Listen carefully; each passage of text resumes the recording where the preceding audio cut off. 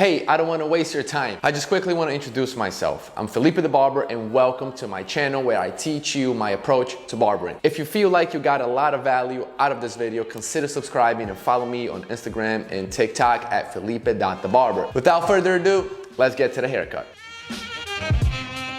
Alright, so this haircut is going to be a mid 1 fade up to a number 2. So the first thing I do always is to section the top of the hair to make sure I don't cut anything that I do not want to. Secondly, I begin to set the top guy line. So the top guy line essentially is the longest length of hair that I'll have. In this case, it will be a number 2, so I'm using the Asa Octane with the number 2 detachable blade. And I am going straight up in the air, not following the head shape. I want to create that nice and straight angle. I want to create that nice and squared shape on the head. Once the number 2 is set, I begin to set that bottom guy line with the number 1 guard. This is a Wall Sterling 4 clipper, and the process is easy. If we were doing a skin fade, I would just add 2 more steps to it, but the idea is the same: top guy line and bottom guy line. Since I am skin tapering the sideburns in the back, I go ahead and take my trimmer and I set that 0 line to then blend with my fading clipper. So I like to always blend from the bottom up. In this case, I'm taking my clipper, close the lever all the way, flick out the line, and gradually begin to open the lever. To erase that middle line, then it's very simple. That middle 1 line that I set, I take the 1.5 guard and I begin to erase that line. Now, I do understand that the 1.5 guard is not always going to fully erase that line, so I take the 1 guard, open the lever all the way, and I begin to work that line. If needed, I close the lever little by little until that line is completely gone. Now it's just a matter of blending that midsection with the clipper over comb. In haircuts like this, in hairstyles like this, clipper over comb is always the easiest and quickest way for you to blend that in. If you were to do a scissor over comb, it is completely possible. However, it is a little bit trickier just because it's harder for you to keep that nice flush squared shape. And then now I'm just gonna start to line up the client with the trimmer, and then later I will go ahead and use the razor to, you know, give that sharp look. Okay, so now it's time to cut the top of the hair. The client likes the slick back, and he likes the hair to be short as possible until the hair can no longer fall back. In other words, he likes to cut the hair down just short enough where he can still comb it and slick it back. Now his hair is super straight and crazy thick, so the more length the better. If I decide to cut that top hair even more, then he's going to have even more trouble styling the hair backwards. So I like to cut the top of the hair.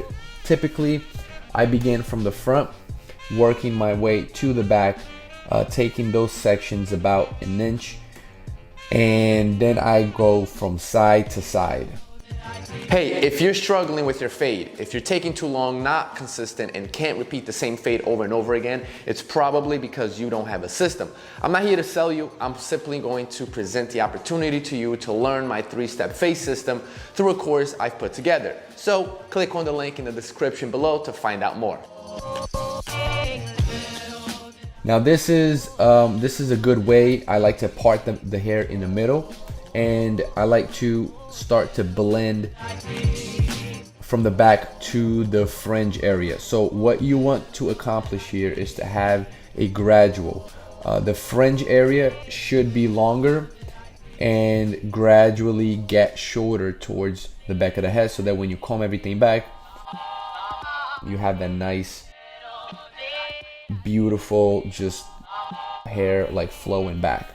The top hairline is something that the client just likes to cut off the baby hairs, and he doesn't like to have it come like too sharp. So I am just cleaning the top of the baby's hair, and the haircut is over.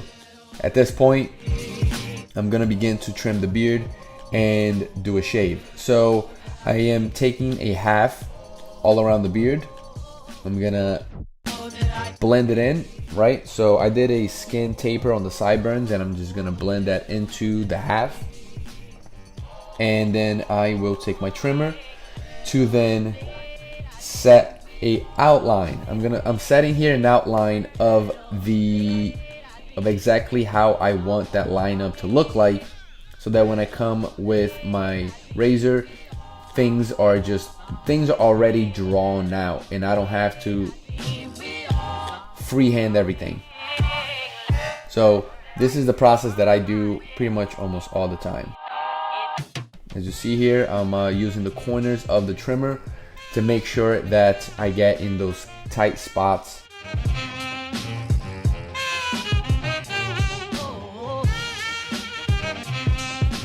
On the bottom as well, quick note, this client doesn't shave on the bottom of the neck. So here I'm gonna set that line right below the jawline with the trimmer, and then I'll take my foil shaver and clean that up. I'm not going to shave with the razor,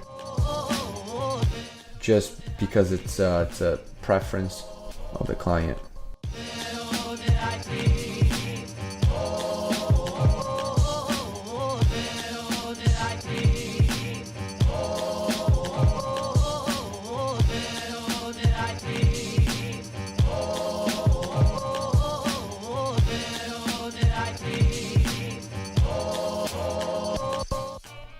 Okay, so now I add on a little bit of Easy Blade shaving gel, add that hot towel, and then I'm gonna begin that lineup. So like I said, the top hair isn't going to be that crazy sharp, but everything else is going to be, you know, on the sharp side. This is pretty straightforward. If you're not used to using the razor, then, you know, it's just a matter of practice, more repetition, and you get used to it.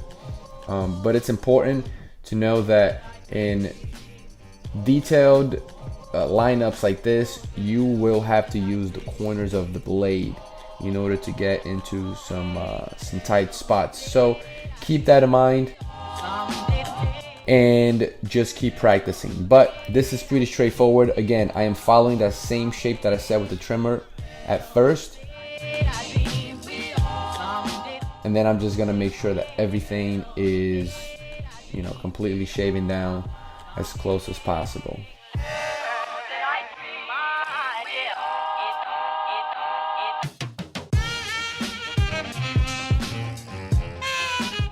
All right, the haircut is completely done,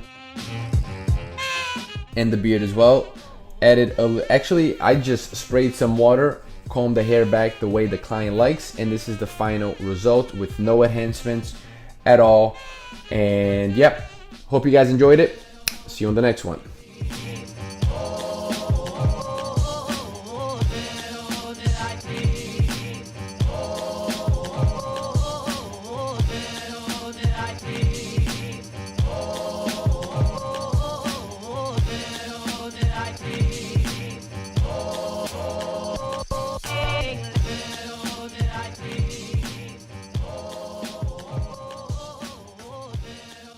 Thank you for watching. If you got to this point of the video, I know for a fact you got a lot of value. And the way you can support is by subscribing to this channel and following me on Instagram and TikTok. Stay safe.